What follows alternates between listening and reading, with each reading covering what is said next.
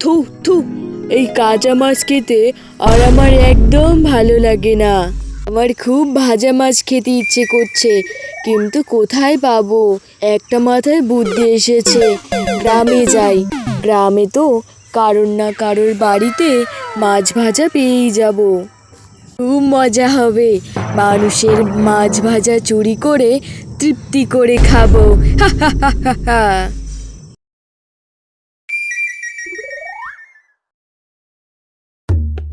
কি গো, তোমার এখন আসার সময় হলো? মেয়েটা কখন মাছ ভাজা দিয়ে ভাত খেতে চেয়েছে, তুমি কখন বাজারে গিয়েছো, এখন আসলে? ইলিশ মাছ নিয়ে এসেছো? বউ, তুমি মিছি রাগ করছো, বুঝলে বউ? আজকে বাজারে ইলিশ মাছ ওঠেইনি। আমি অনেকক্ষণ ইলিশ মাছের আশায় ওখানে দাঁড়িয়েছিলাম, কিন্তু কেউ ইলিশ মাছ নিয়ে হাটে এলোই না। তা বুঝলাম, ইলিশ মাছ আজকে হাটে ওঠেনি। অন্য কিছু কি মাছ কি নিয়ে এসেছো, না খালি ব্যাগে বাড়িতে ফিরে এসেছো? না বউ, খালি হাতে আসেনি, রুই মাছ নিয়ে এসেছি। আচ্ছা আচ্ছা, আজকে না হয় রুই মাছই খাবে। যাও, মেয়েকে নিয়ে ঘরে যাও, আমি রান্না চাপাচ্ছি। কেমন জানি মাছ ভাজা গন্ধ পাচ্ছি। তার মানে এই বাড়িতে নিশ্চয় মাছ ভাজা করেছে। যাই তো, দেখি গিয়ে।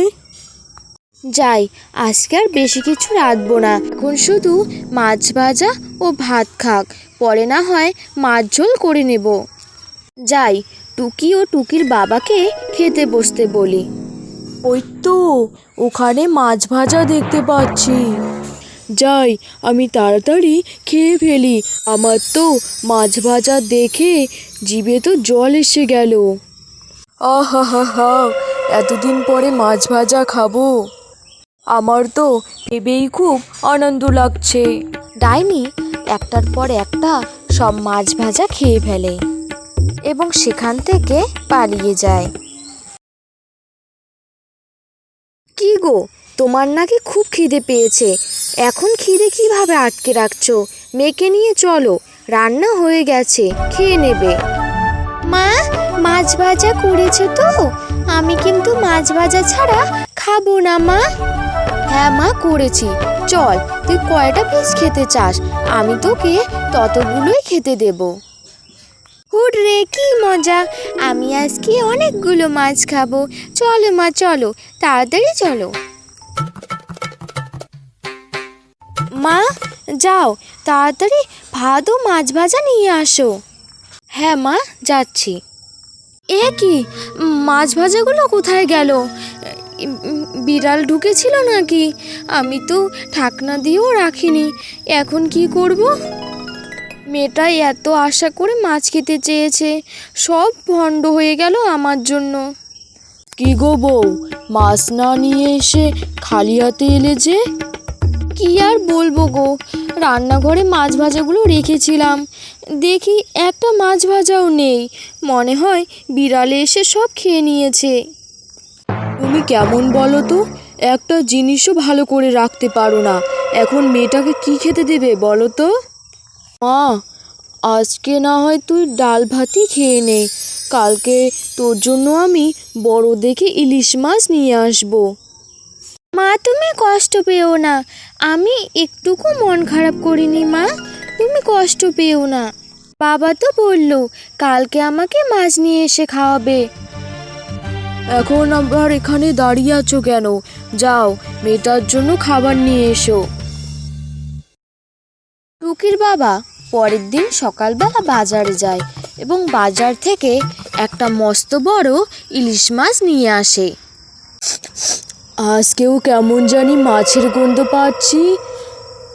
ওই তো, একটা লোক মাছ নিয়ে যাচ্ছে, যাই ওর পিছু করি।